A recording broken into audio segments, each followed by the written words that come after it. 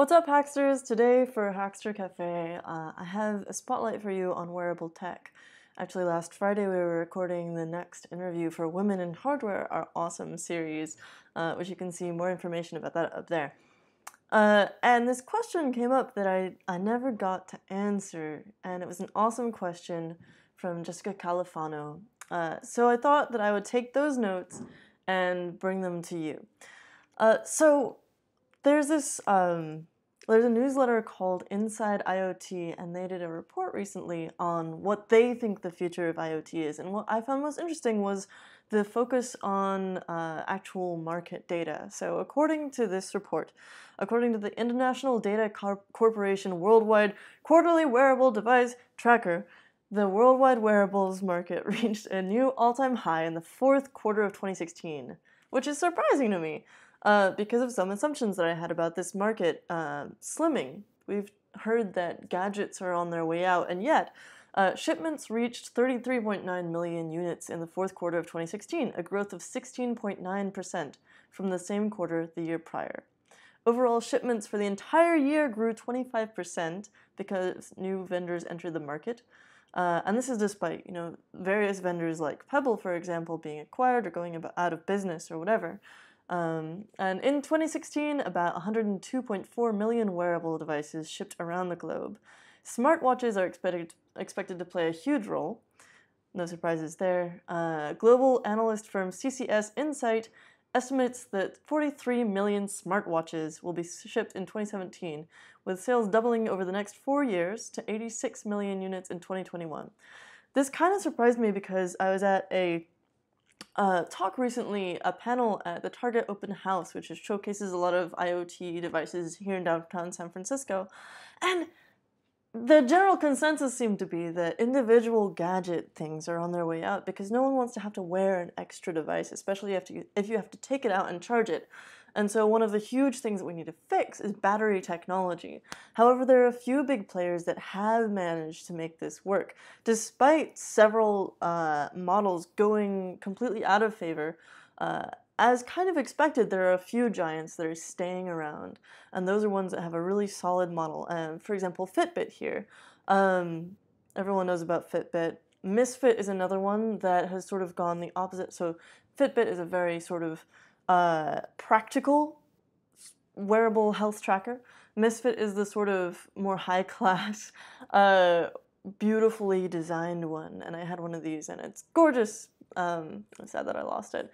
And then also Lumo Lift is one that does step tracking and activity tracking, but also helps you with your posture. And I have this, and I love it. And actually, the two other people on so Heather Carrick, the person we were interviewing, maybe that was a secret, and Jessica both really like the Lumo Lift as well. And this is sort of a targeted device, but it also does fitness. And it's something that has limitations, but it does its job really well, and it's unobtrusive, which I think is one of the main things here.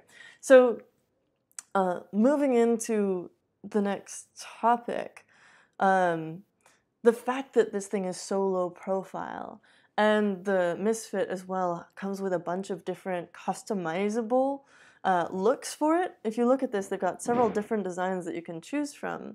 And that makes these things really versatile. So what we're seeing as a trend on crowdfunding is that the most popular things in the tech crowdfunding space are things that augment what you already own. So you're not going to go necessarily and buy a whole new smartwatch or a whole new fitness tracker, but you'll want to augment it in ways that take what you already have and already know and love and make that experience better. So you've got these laptop sleeves that also charge your phone. You've got smartphone stabilizers and power banks. You've got little rings that give you bone conduction messages and stuff. You've got, even in the music space, you have these things that teach you guitar and just clamp onto your existing favorite instrument or turn other things into little robots. There's, so relating to, back to like Fitbit and stuff, there's all these accessories on Shapeways, the 3D printing community, that you can buy that are designed to take those few wearables that get really popular and turn them into things that people actually buy, accessories for these to make them more their style, more useful, more comfortable, more stylistically appropriate. So what you're seeing is like a few big giants, and then all these little tiny markets coming around to sort of customize and personalize these things. At the same time, of course, as the report mentioned, you're getting a bunch of new entrants into the market, and those are probably going to be lots of sort of little popcorn ones that are going to address more specific needs, and may or may not get big and may or may not fade out fairly quickly. But you end up with, Fit But One keychain case and key fobs for special cars and headphone cable clips and all these things for iPhone and Apple products and stuff. And the same thing is happening on Thingiverse, in fact. Oh yeah, you've got like phone cases. If you search on Thingiverse which is another 3D printing community, only instead of buying the stuff, you download files and print it at home. If I search for Fitbit or GoPro on here, you're going to find a million different accessories that help with charging, help with making it look cool and stuff like that. There's stuff even for the old iPhone shuffle and things like that. So every wearable gadget that gets big is going to have these little industries that come up around it. And you can see that in the 3D printing communities. But it's not just 3D printing. It's also people are building their own electronic products that augment the big ones that we're seeing. So, here's another cool one from Heather Carrick. What I think is going to be a huge one, in fact, is AR smart glasses. So building on the platform of the phone, which gives you a really solid computer in your pocket, and that's only going to be getting better, as well as the increased popularity of VR and AR. My hypothesis is that the AR is going to triumph because it's going to be much less expensive, and also you can actually wear it around and have it be useful in your life from day to day. And so there's a number of different companies starting up this way. View is one that I got to try on a while ago. They've got a bone conduction speaker system in the little ear flappy things. I don't know what those are called.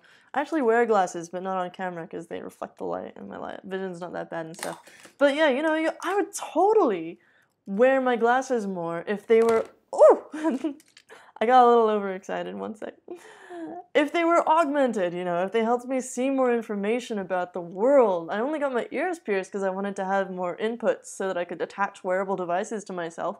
Because who wants to wear stuff on your wrists all the time unless you're already wearing a watch and you just swap it out?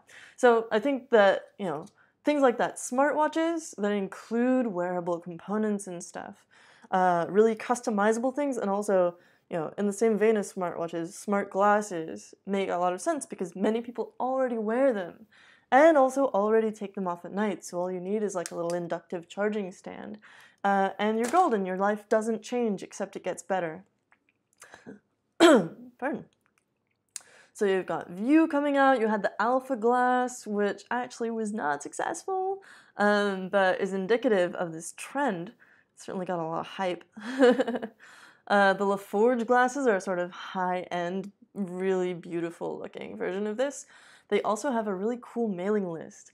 So if you're interested in getting involved in like manufacturing wearables, they're detailing the process of their journey through the manufacturing setup. And you can pre-order now, but honestly, I think it's just really interesting to be part of the mailing list and see all the little prototypes they do and how they changed it and why.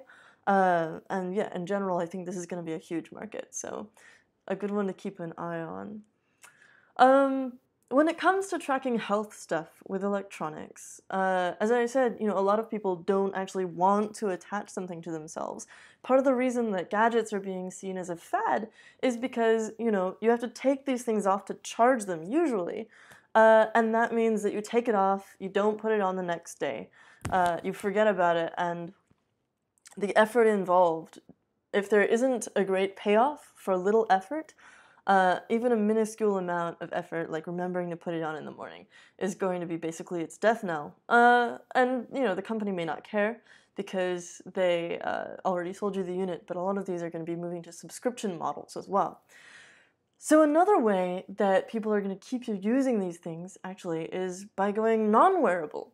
So Wallabot is this technology, it's a sensor with an array of 16 LiDAR sensors, light detecting and ranging. It uses light waves to sense what's going on around it. So that includes like blob detection, scanning walls and things, scanning into walls and behind walls. And it can detect at a distance. It can detect heartbeats and breathing, which is really interesting when it comes to, for example, elder care and other things where you don't want people to have to remember wearables. So there's definitely ways that we are looking at replacing the idea of the wearable gadget with something that's a little bit more lifestyle friendly. However, there are still, in the IoT report from Inside, they reported that health is going to be a big part of the market in the future. Health assistive devices and recording devices and having the ability to predict or detect early on certain types of illnesses and ailments is going to be huge. And so there's definitely some work being done in that space. Part of it is open source. For example, the Night Scout project. This is something brought to our attention by Scott Hanselman, who is working on basically an open source insulin pump interface. At the time that I saw his talk, he was using it to interface with a Pebble Watch.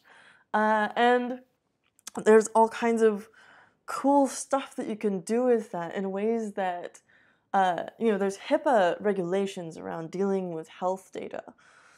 So you have to be kind of careful with that as an organization, but as long as you have it open source, so people are installing this themselves, keeping their own data to themselves, it's not really a problem. So that's a cool little loophole.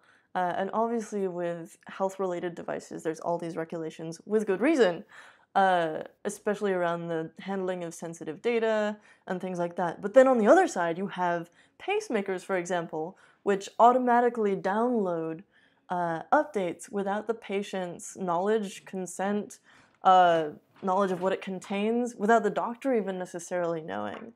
And so, there's a lot to be said for controlling your own data, and this is definitely not out of line with what's going on in the actual medical technological industry. And then finally, you just have some really cool art tech applications for health. So this is a group that I saw at South by Southwest. They've got some really cool stickers, but also a pretty cool tagline. It's neurospeculative Afrofeminism, and this group is called Hyphen Labs. They did an exhibit on how tech, and especially wearable tech, could be adapted and could move forward if it were driven by people of color, specifically women of color. And in this case, for example, one of the big problems with EEG devices is that the sensors want to be sitting against your skin. And this is really tough if you have like any kind of hair whatsoever, but specifically, if you have a hairstyle or thicker hair. And so what they did was they created these dreadlocks that attach to EEG sensors. So the dread itself is a sensor. It attaches to your head, and then it's got a plug on the other end that you use to attach it to the sensing interface, which I thought was just really cool, this melding of fashion and health tech. They also had some other cool devices like big door knocker earrings with cameras for recording interactions just in case and stuff. And obviously, like Google Glass, this has the potential to cause dialogue, at least. And that's part of their mission with this, is to stimulate dialogue. And they've got a whole cool VR component to their exhibit, which I would love to share with you. So it's actually being part of a beauty salon, and you're getting these dreads applied. It's very cool. So yeah, there was a recent tutorial put out by a kid who built his own heads-up display as well with the Viewfine. So if you're interested, I think they still have a discount on. No, I guess it's expired. But if you want to build your own AR heads-up display wearables, go ahead and check out Viewfind, they've got a discount for summer 17 if it still works. I think it is still valid. Watch out for this and more AR devices. Watch out for health tech. Watch out for accessories for existing devices, and see if you're interested in getting in on that market. There's a lot of cool stuff going on, but especially augmentations to existing devices. Or just jump in there with your own fabulous, new, complete, strange wearable, and we'd love to see what you come up with, as always. So have a great Tuesday, and thanks for watching.